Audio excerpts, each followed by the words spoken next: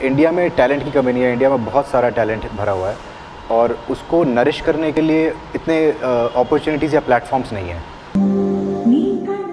ये बात तो बिल्कुल सही है कि इंडिया में टैलेंट कूट कूट कर भरा है, लेकिन ये टैलेंट कभी गरीबी या तो फिर सही मौका न मिलने की वजह से बाहर नहीं आ पाता।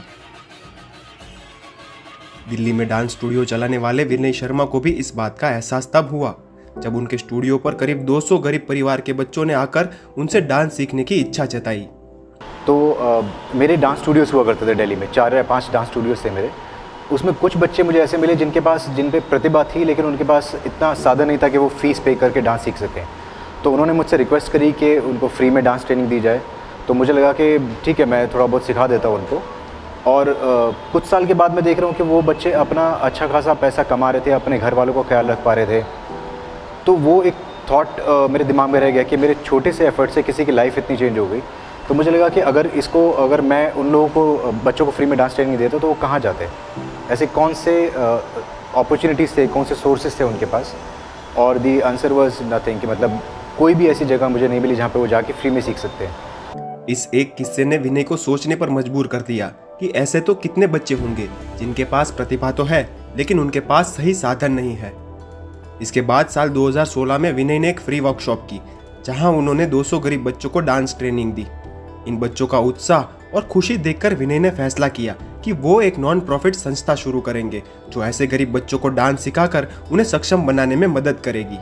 और यहीं से शुरुआत हुई डांस आउट ऑफ पॉवर्टी की, जिसके लिए विनय ने मुंबई में असिस्टेंट डायरेक्टर की अच्छी खासी नौकरी और फिल्म मेकिंग के अपने सपने दोनों को अधूरा छोड़ दिया। तो हमारे पास जो बच्चे आते हैं वो mostly poor section of the society से आते हैं।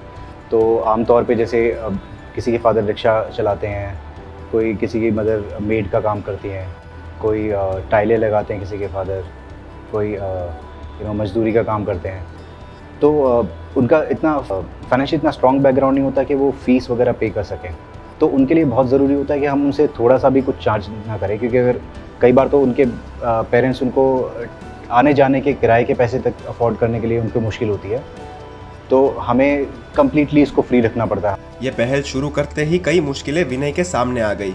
सबसे पहले तो लोग डांस को जीवन निर्वाह का साधन मानने को ही तैयार नहीं थे और इसी वजह से उन्हें फंडिंग भी नहीं मिल रही थी।